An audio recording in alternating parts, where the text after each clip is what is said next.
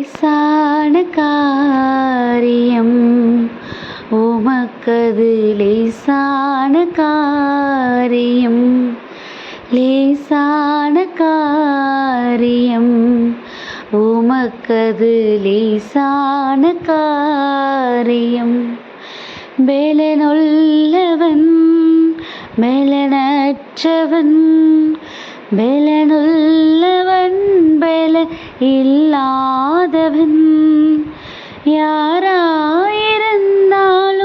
உதவிகள் செய்வது லேசான காரியம், உமக்கது லேசான காரியம். மண்ணை பிசைந்து மனிதனை படைத்தது லேசான காரியம், மண்ணான மனுவுக்கு மன்னாவை அளிப்பது லேசான காரியம். பெலனுள்ளவன் பெலனற்றவன், பெலனுள்ளவன் பெலன் இல்லாதவன், யாராயிருந்தாலும் உதவிகள் புரிவது லேசான காரியம், உமக்கு லேசான காரியம். ஹாய் குட்டீஸ், எல்லோரும் எப்படி இருக்கிறீங்க? நல்லா இருக்கீங்களா? ஹாப்பியாக இருக்கீங்களா குட்டீஸ்? உங்களையும் என்னையும் எந்த ஒரு சூழ்நிலையாக இருந்தாலும் கூட அதில் சந்தோஷமாக வைத்திருக்க, நம்மளை நிறைவாக வைத்திருக்க ஒரே ஒருத்தரால் தான் முடியும். அப்படின்னா அது நம்ம ஏசப்பாவால் மட்டும்தான் குட்டீஸ் முடியும். நம்ம அந்த உலகத்தில் எல்லாத்துக்குமே சாட்டிஸ்ஃபைடு ஆகிற ஆளுங்களாக இருக்கிறது கிடையாது. அப்படி தானே? நமக்கான தேவையானது இருக்கும்போது நம்ம ரொம்ப சாட்டிஸ்ஃபைடாக இருப்போம். அப்படி இருந்தும் கூட நம்மளுக்குள்ள நிறைய ஏக்கங்களும் யோசனைகளும் இருக்கிறது தான். ஆனால் இதெல்லாம் இருந்தாலும் கூட நம்மளை இந்த சூழ்நிலையிலும் ஏசப்பா சந்தோஷப்பட வைக்கிறாரு. ஏதோ ஒன்று குறித்து நம்மளை நிறைவாக நம்மளை ஃபீல் பண்ண வைக்கிறாரு. அப்படின்னா அது அவரை தாண்டி வேறு எந்த மனிதராலையும் இந்த உலகத்தில் பண்ண முடியாது குட்டீஸ்.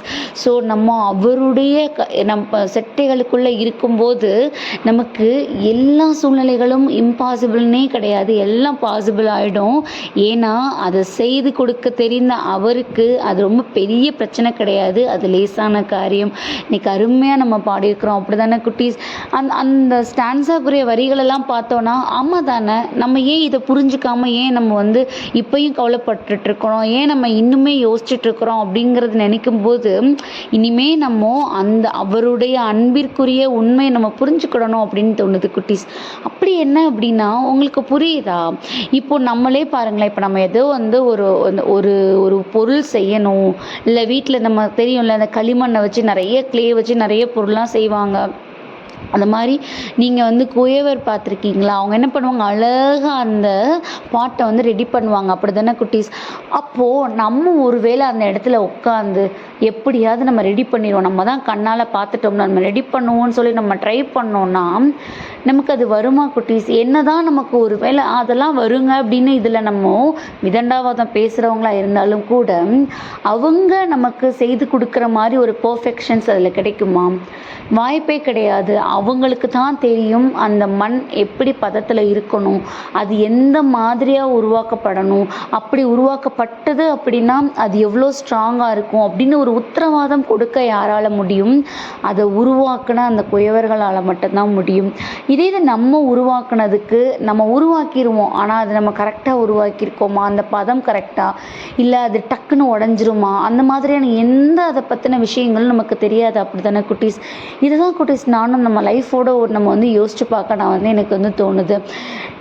நம்ம இப்படி இருந்துடணும், நம்ம அப்படி இருந்தணும், நம்ம இவ்வளோ ஏர்ன் பண்ணிடணும், அந்த மாதிரி இருக்கணும், இந்த மாதிரி இருக்கணும்னு நம்மளே என்ன பண்ணுறோம், நம்ம உருவாக்கணும்னு நிறைய விஷயங்களை செஞ்சு நிறைய விஷயங்களை யோசித்து நம்ம என்ன பண்ணுறோம், உருவாக்கணும்னு நினைக்கிறோம். நம்ம உருவாகுவோம்னு வச்சுக்கோங்களேன். ஆனால் ஏன் நமக்கு அது நிரந்தரமாக இருக்கிறது கிடையாது? ஏன் நமக்கு சின்ன ஒரு பிரச்சனை வந்தால் கூட நம்ம வந்து நிலை குலைஞ்சு போயிடுறோம்? ஏன் நம்ம உடஞ்சி போயிடுறோம் ஃபஸ்ட்டு? ஸோ ஏன் அப்படின்னா, நம்ம மேலே ஃபெய்த் வச்சு நம்ம என்ன பண்ணக்கூடாது, நம்ம முன்னேறிடலாம் அப்படின்னு ஏதோ ஒரு பாதையை நோக்கி போயிடக்கூடாது. நம்மளை உருவாக்கினவருக்கு தெரியும் நம்மளை எந்த சூழ்நிலையில் எப்படி எடுத்து எந்த மாதிரியாக நம்மளை உருவாக்கணும். அப்படி உருவாக்கும் போது தான் என் பிள்ளை அப்படி நிலையாக அந்த இடத்துல நிரந்தரமாக சூப்பராக இருக்க முடியும் அப்படின்னு நம்ம ஏசப்பாவுக்கு மட்டும்தானே குட்டீஸ் தெரியும். அவர் உருவாக்குனவர் தானே நம்மளை உருவாக்குனாரு. அப்போது அவரை தாண்டி நம்மளுடைய யோசனைகளில் கட்டப்பட்ட நமக்கு ஒன்றொன்றும் நமக்கு அந்த இடத்துல தடுமாற்றத்தை தான் குட்டீஸ் தரும். ஸோ இந்த நாளில் அப்படி ஏதாவது ஒரு வேதனையில் இதை நம்ம கேட்டுட்ருக்குறோமா, நம்ம ரியலைஸ் பண்ணுவோம். எந்த இடத்துல இப்போ நம்ம கஷ்டப்பட்டுருக்கிற விஷயம் நம்மளாக யோசித்து உருவானதா? அப்போது பிரச்சனையே கிடையாது. நம்ம ஏசப்பா கையில் கொடுத்துருவோம். அதை அவர் எப்படி ஆல்ட்ரு பண்ணணுமோ, அதை எப்படி அவர் மோல்ட் பண்ணி ஸ்ட்ராங் ஆக்கணுமோ அதை ஏசப்பா மாற்றிக்குவாங்க. அப்படி நம்ம அவர் கையில் இந்த நேரத்தில் அந்த விஷயத்தை நமக்கு கொடுக்கும்போது நமக்கு அந்த சூழ்நிலை எப்படி இருக்குமாம்? 1 நாளாகமம் 22:13 படியாம், நீ பலம் கொண்டு தைரியமாக இரு, பயப்படாமலும் கலங்காமலும் இரு அப்படிங்கிற ஒரு உத்வேகத்தோடு நம்ம என்ன பண்ணுவோமா, அந்த சூழ்நிலையில நம்ம கடந்து வர்றதுக்கான சூழ்நிலைகளை நமக்கு உருவாக்கி கொடுப்பாங்களாம். ஸோ நாம் உடைக்கப்பட்டு இருந்தாலும் பரவாயில்ல, நம்மளோட உடைக்கப்பட்ட இருதயத்தை அவருடைய கரங்களில் அந்த சூழ்நிலையை, அந்த காரியத்தை, அந்த யோசனையை, அந்த டிசிஷனை நம்ம ஒப்பு கொடுப்போமே, அவர் நம்மளுக்கு கொடுத்த வசனத்தின்படியாக நம்மளை தைரியமாகவும் பலப்படுத்தி கலங்காமலும் அந்த சூழ்நிலையை எப்படி நம்ம மேற்கொள்ளணுங்கிற ஒரு ஞானத்தை நமக்கு கொடுப்பாங்க. ஸோ இந்த நாளில் அப்படிப்பட்ட ஞானத்தை நம்ம பெற்றுக்கொள்ளணும் அப்படிங்கிறதுக்காக இயேசுப்பாட்ட ஒப்பு கொடுத்து ப்ரேயர் பண்ணுவோமா? அன்பான ஆண்டவரே, இந்த நேரத்திற்காக நன்றியப்பா தகப்பனே. உம்முடைய பார்வையில் எதுவுமே கஷ்டமான விஷயமே கிடையாது டேடி. எல்லாமே உங்களுக்கு எளிதானதாக இருக்கும். எங்களுடைய இருதயத்தை இப்போ இருக்கிற இந்த குழப்பத்தின் இருதயத்தை உமது கரங்களில் ஒப்பு கொடுக்குறோம்ப்பா. இதுலேருந்து நாங்கள் எப்படி கடந்து வரணும், இதை எப்படி மேற்கொள்ளணுங்கிற ஞானத்தை எங்களுக்கு கொடுங்க. உம்முடைய சித்தத்தினாலேயே நாங்கள் ஒரு காரியங்களையும் செய்து கடந்து வர்றதுக்கு நீங்கள் எங்களை பலப்படுத்துங்க. உங்களுடைய சித்தத்தின்படி எங்களை நடத்துங்க. ஆமீன்.